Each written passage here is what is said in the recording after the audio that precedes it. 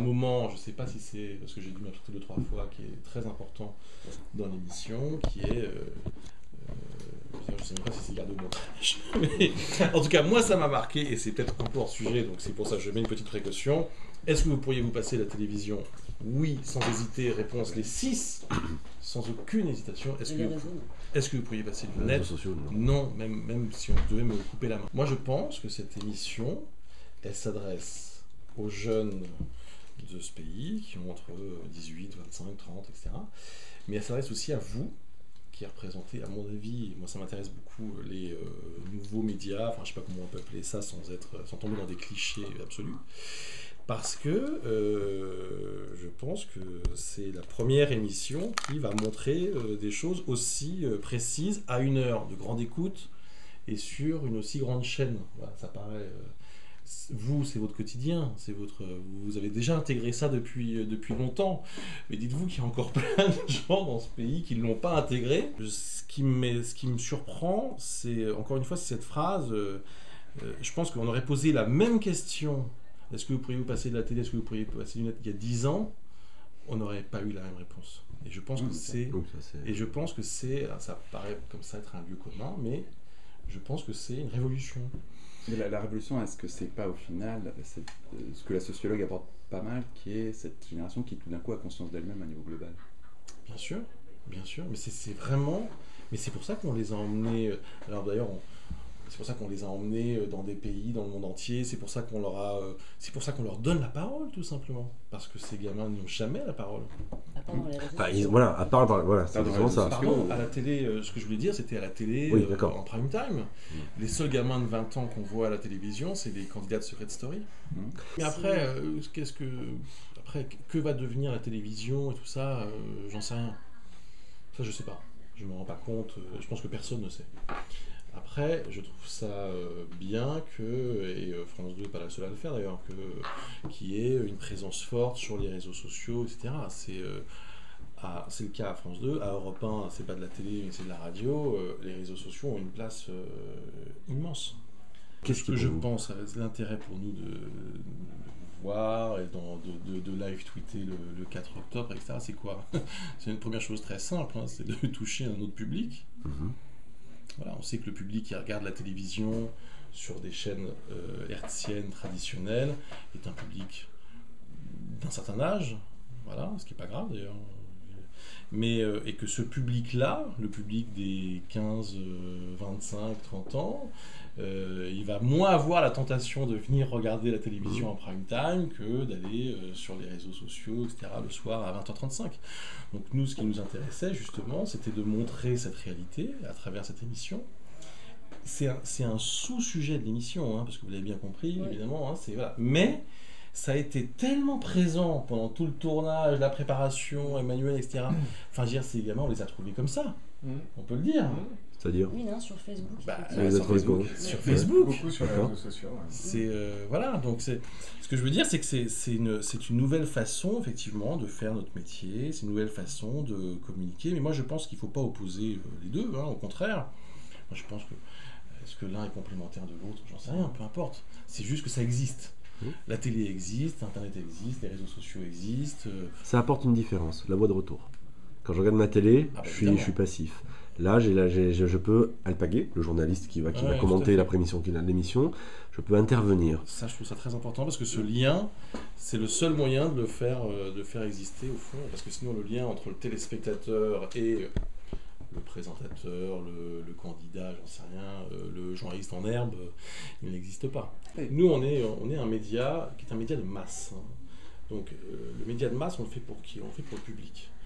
Moi, j'ai pas l'impression d'être en retard vis-à-vis du public. Je pense que c'est une façon de voir les choses qui est un... Constatez vous-même, vos jeunes, ils sont complètement connectés et la télé est accessoire. Ils seront à l'antenne en prime time.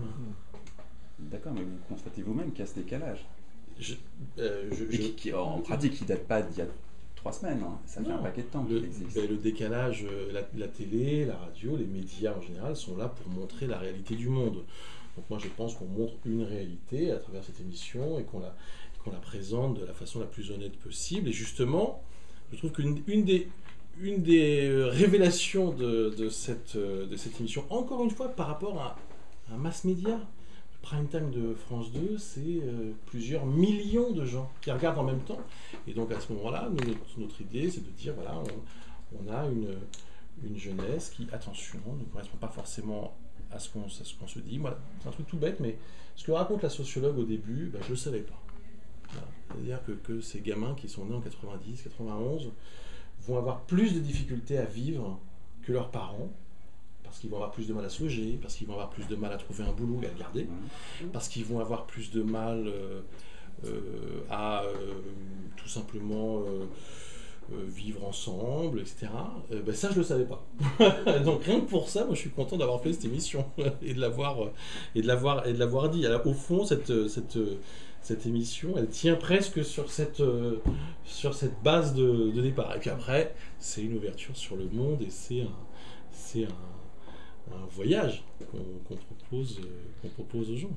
Ce qui m'a le plus surpris, au fond, c'est le fait qu'ils étaient assez désenchantés, mais combatifs. C'est-à-dire qu'ils sont assez lucides sur le fait que avoir Bac+5, évidemment, ne suffit pas. Avoir un job stable, avoir un logement, voilà. Et en même temps, là on rejoint un peu ce qu'on disait précédemment, ils s'organisent entre eux, ils ont leur réseau, sur le net ou pas, ils se bagarrent, quoi. Ils se bagarrent parce que rien ne tombera tout cuit. C'est la grande question de cette émission, c'est au fond, pourquoi est-ce qu'il y a un mouvement des indignés en Espagne, et pourquoi il n'y en a pas en France? Il y en a en France. Il y en a en France qui est surveillé par vidéocaméra en permanence, et dès qu'il y en a 50 qui se réunissent, il y a les quarts de flics qui débarquent immédiatement. Et si on était en Espagne avec les mêmes lois permettant aux gens de se rassembler, il y aurait la même chose en France. Je suis pas d'accord. Mais bon, je suis d'accord sur le fait qu'il y a de la vidéosurveillance en France et que c'est un des pays les plus vidéosurveillés, c'est la vérité. Je pense pas qu'on puisse comparer le climat social espagnol au climat social français. Pour une simple raison, c'est d'abord les chiffres du chômage sont pas les mêmes, que l'indignation n'est pas la même, et puis que, de toute façon, tous les mouvements d'indignation, ils sont jamais décidés comme ça parce qu'il y a une caméra de surveillance ou parce que on ne sait jamais l'étincelle. Je pense que l'indignation, c'est une cocotte minute, quoi. Et donc, on est peut-être à 98% d'exaspération, mais tant qu'on n'aura pas atteint les 100 degrés qui fait que l'eau bout, ou les 100%. Mais moi, ce que je ressens en voyant cette émission, c'est qu'on n'en est pas très loin. Après, mais ça ne viendra peut-être jamais. On n'en sait rien. Parce que c'est des trucs qui nous dépassent. Cohn-Bendit, dans l'interview, dit quelque chose de très juste. Il dit, en mai 68, une semaine avant le déclenchement des fameux événements, Le Monde titre « La France s'ennuie ». C'est Vincent Pontet, à l'époque, qui avait écrit. Et à ce moment-là, personne dans le pays n'a l'idée qu'une semaine plus tard, il allait y avoir une petite étincelle et que ça allait ensuite terminer en grève générale. C'est très impressionnant en fait de rencontrer Stéphane Hessel parce que d'abord, l'âge fait que c'est un monsieur qui impose un respect. Et puis, en fait, il vous ramène très vite à la réalité qu'il a connue. Parce que moi, la première question que je lui ai posée, c'est qu'est-ce que vous faisiez quand vous aviez 20 ans ou 22 ans, l'âge de Cissé. Il se battait contre les Allemands. Ce qu'il disait, le bien, le mal, c'était assez simple, on voyait bien le truc. Si, bien sûr. C'était juste pour le show et la... Bien sûr, mais ce que je veux dire, c'est qu'est-ce que vous faisiez? Moi, je me battais contre les nazis. Aujourd'hui, les nazis, ou le mal pour les jeunes d'aujourd'hui, il n'est pas aussi facilement identifié, je pense.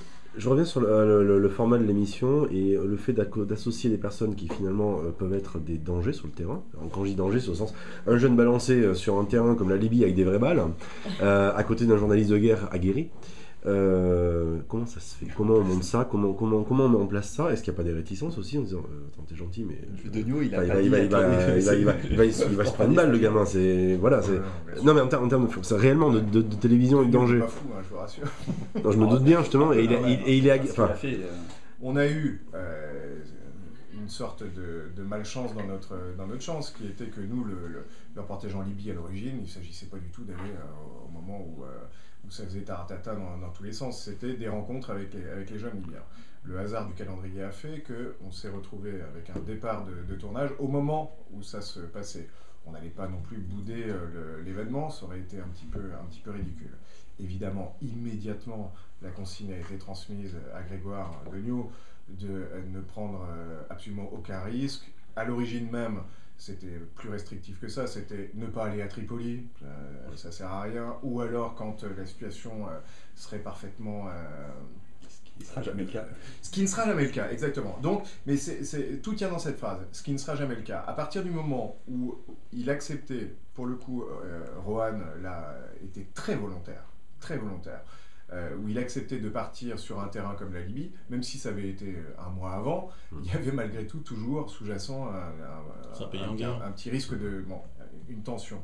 Après, honnêtement, je pense qu'on n'aurait pas pu prendre plus de précautions que ça n'a été le cas, parce que, comme le disait Grégoire avant de partir, il dit, moi, là, je pars pas sur un reportage comme d'habitude, j'ai charge d'âme, évidemment que Le sujet du reportage, c'est pas la chute de Tripoli, c'est ce gamin en Libye.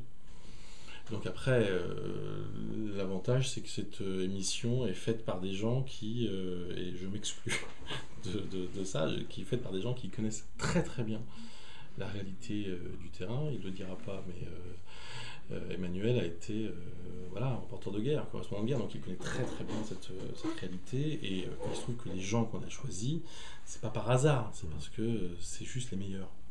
Pour ça. Et Degnaud, il n'a pas été frustré, parce que lui, en général, il s'en fout. Si. Oui. Ah bah si, bien sûr. Les prochains numéros? Ah mais il n'y a pas de prochain numéro. C'est un one-shot. C'est un one-shot, c'est une émission événementielle, comme on dit dans le jargon. Malgré tous les commentaires de journalistes ailleurs, ça vous donne pas envie, ou vous n'avez pas réfléchi à en faire une... L'émission n'a pas été conçue comme ça, après on verra, mais c'est fait pour être une émission, un événement, un soir. Voilà, ça n'a pas vocation à être... Il n'y a pas écrit à suivre à la fin de l'émission, c'est une expérience, ça n'a pas vocation à être renouvelé.